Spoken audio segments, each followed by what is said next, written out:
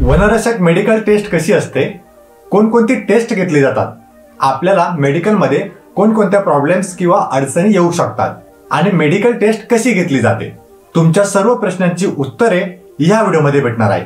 तर चला कुठलाही वेळ वाया न घालवता या व्हिडिओला स्टार्ट करूया। आपले जे मेडिकल टेस्ट असते ते सिव्हिल हॉस्पिटलमध्ये होत असते, म्हणजे सरकारी दवाखान्यात आपली मेडिकल टेस्ट केली जाते, प्रायव्हेट मध्ये नाही। आणि वनरक्षकचे मेडिकल टेस्ट असेल तर वनरक्षकचे कर्मचारी आपल्या सोबत असतात। जेव्हा आपण सिव्हिल हॉस्पिटलमध्ये एंट्री करतो तेव्हा आपल्याला त्या ठिकाणी आपल्या नावाची पावती फाडावी लागते, मग त्यानंतर पुढची प्रोसेस होते। मेडिकल तपासणीच्या आधी सर्वांनी आपले बॉडी पार्ट्स क्लीन करायला हवे, जसे की कान, नाक, दात आणि इत्यादी गोष्टी, म्हणजे आपल्याला मेडिकलमध्ये कुठलाही प्रॉब्लेम यायला नको। आणि सोबतच सलून मध्ये जाऊन आपली हेअर कटिंग सुद्धा करून यायला हवी। सर्वात आधी आपली ब्लड टेस्ट घेतली जाते आणि त्यानंतर शुगर टेस्ट घेतली जाते, मग त्यानंतर HIV टेस्ट केली जाते, मग बीपी चेक केला जातो। बीपी चेक करत असताना जनरली मुले घाबरलेले असतात, त्यामुळे हृदयाची ठोके वाढतात आणि हृदयाची ठोके वाढल्यामुळे बीपीच्या रिपोर्टमध्ये आपल्याला प्रॉब्लेम येऊ शकतो। म्हणून जेव्हा ही टेस्ट घेतली जाते तेव्हा कधीही पॅनिक होऊ नका आणि कुठल्याही प्रकारचं टेन्शन घेऊ नका, म्हणजे तुमची बीपीची रिपोर्ट नॉर्मल येईल। त्यानंतर इयर चेकिंग होते। इयर चेकिंग म्हणजेच कानाची तपासणी।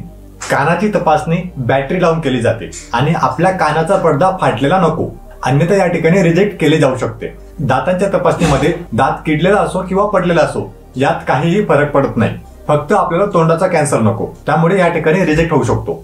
आपल्या दातांना क्लिप वगैरे असली तर काहीही प्रॉब्लेम नाही, पण जेव्हा तुम्ही मेडिकल चेकिंग करताय त्या ठिकाणी आपल्या दातांचे क्लिनिंग नक्कीच करून जा।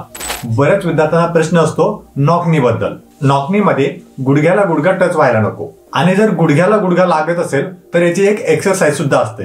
एक्सरसाइज करून आपण हा प्रॉब्लेम सॉल्व्ह करू शकतो। जर एखाद्या वेळी डीप तपासणी झाली तर आपल्या पायाचा जो तळपाय असेल तो तळपाय कधीही सपाट नको, जर सपाट असला तर आपल्याला त्या ठिकाणी रिजेक्ट केले जाऊ शकते। जर हात मुडलेला असला तर काहीही प्रॉब्लेम येत नाही, पण जेव्हा आपण हात सरळ करतो तेव्हा आपले हात वाकडे असायला नको।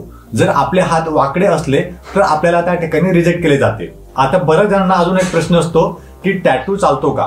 तर बघा, छोटा टॅटू असेल तर चालतो, पण बॉडीवर, संपूर्ण बॉडीवर मोठा टॅटू असेल, प्रमाणाच्या बाहेर असेल, लिमिट क्रॉस केली असेल तर त्यावेळेस तसा टॅटू अजिबात चालत नाही। आणि अशा सिच्युएशन मध्ये डिपार्टमेंट आपल्याला टॅटू रिमूव्ह करण्याची संधी सुद्धा देत असते, मग त्यावेळेस आपण आपला टॅटू सुद्धा रिमूव्ह करू शकतो। चामखीड असेल, मस्सा असेल किंवा 6 बोटे असतील तर ते चालतं, कारण त्या नैसर्गिक गोष्टी आहेत। मग तुम्हाला मेडिकल टेस्ट मध्ये या गोष्टीचा प्रॉब्लेम येणार नाहीये। सगळ्यात मेन प्रॉब्लेम असतो डोळ्यांमध्ये। डोळ्यांच्या तपासणीमध्ये जवळपास 50% विद्यार्थी रिजेक्ट होत असतात। यामध्ये कलर ब्लाइंडनेस चेकिंग होत असते, कलर ब्लाइंडनेस मध्ये विद्यार्थी रिजेक्ट होत असतात। आणि तिरपी डोळे असतील, चकाने डोळे असतील तर त्या ठिकाणी विद्यार्थी रिजेक्ट होत असतो। तर डोळ्यांची तपासणीमध्ये तिरपे डोळे चालत नाही। कलर ब्लाइंडनेसच्या सरावासाठी तुम्ही इंटरनेटवरून इशारा टेस्टची PDF डाउनलोड करू शकता, म्हणून तुम्ही ती PDF डाउनलोड करून एकदा इशारा टेस्टची प्रॅक्टिस करून घ्या। फॉरेस्ट डिपार्टमेंटमध्ये या सगळ्या गोष्टींची तपासणी होत असते। या व्यतिरिक्त तुम्हाला काही दुसऱ्या अडचणी असतील तर तुम्ही मला या व्हिडिओच्या कमेंट बॉक्समध्ये कमेंट करून नक्की विचारू शकता। आणि ही महत्त्वाची माहिती तुम्ही आपल्या मित्रांसोबत नक्की शेअर करा, जेणेकरून त्यांना पण याबद्दल माहिती मिळेल।